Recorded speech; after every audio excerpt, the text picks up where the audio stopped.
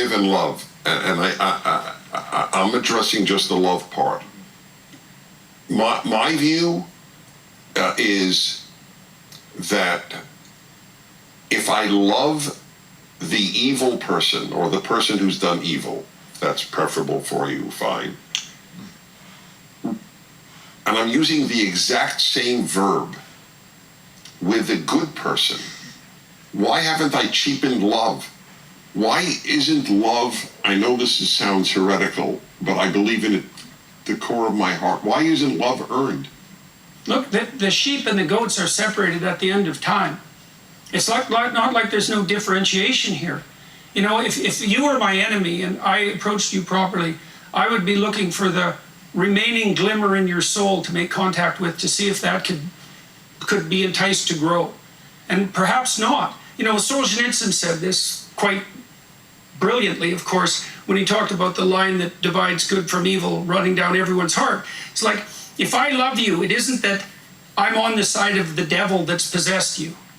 I'm looking for that part of you that might be screaming in misery down in the abyss that could still conceivably be enticed out of that hellish catastrophe, to see if I can make contact with it. And I want to do that in a way that even if you were a psychopathic narcissist, you wouldn't be merely pulling the wool over my eyes. I just feel that if I say, I love Jordan Peterson, which is true, and I love Adolf Eichmann, I have rendered my love of you meaning. Without differentiation, yes. No, well, also it comes with an asterisk. Well, you have to. You will the good of the other, and that can take all kinds of different. So wait, no. I will Eichmann's good, and I will Jordan's good. Yeah. I could live with. Yeah. But you want me to say I love them both? No, that's all I mean by it. Oh, well, so okay. Well, then I think for the sake of humanity that uses love in a very real, specific way, maybe that's what people should say. I want the best for you. Yes, that's what it means. To will the good. Well, I love Jordan and want the best for him. I don't love Eichmann, but I do want the best for him. Yeah, no, that's a different thing. That means I have warm fuzzy feelings. That's right. But I don't have warm fuzzy feelings for Adolf Eichmann. Right. That's fine. He's a monster. He should be punished. But the word doesn't come with all those parentheticals. But that's exactly why Christ was presented as the divider of the wheat and the chaff. But like the judge element, there's the merciful element, which is partly you're objecting to the replacement of the entire notion of the Godhead with the God of mercy, and that's a perfectly reasonable objection. That isn't what you see in the Christian ethos. You see the optimized union of mercy and justice, and the justice part is exemplified radically, especially in the book of Revelation, because Christ separates the sheep from the goats and the wheat from the chaff, and there's a lot of chaff. And so love is a discriminating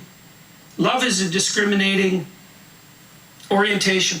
Yeah, and so everything that isn't worthy goes. I don't think love should be thought of as an emotion. There's been a lot of philosophy. Sorry, John, yes. Yes, right. Like when I love somebody, it can make me have different emotions. It can make me sad. I'm in sorrow tremendously right now. Because I love her, I'm very sad, right? It can make me angry. It can make me jealous. Love is not an emotion. I think it's a mistake that our culture has made to think of love as an emotion. Love is an orientation. It's a binding, right? But I think this idea that we're oriented to try and draw out the good. I think that's brilliant. I have a problem different from Dennis's problem. Dennis, is it okay if I'm... But tangentially related. Yes. Okay, fine.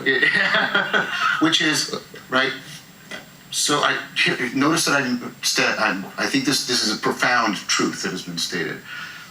The problem, because we're circling around moral philosophy in an important way, is life is not a melodrama.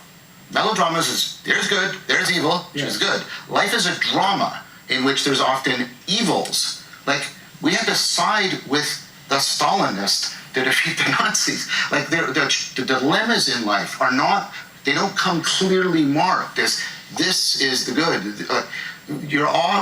People often have to make choices of the lesser evil for the right to avoid the greater evil. So fighting, so now from a martial arts perspective, I don't, if I can get away from doing violence on somebody, I do everything I can. I'm not worried about running away. That doesn't make me a coward. If I can avoid violence. But if the only way I can stop that violence from spreading is to be violent, then I'm violent. The idea is I'm choosing to limit violence. And in some circumstances, the only way to limit violence is with violence. That's going to your point.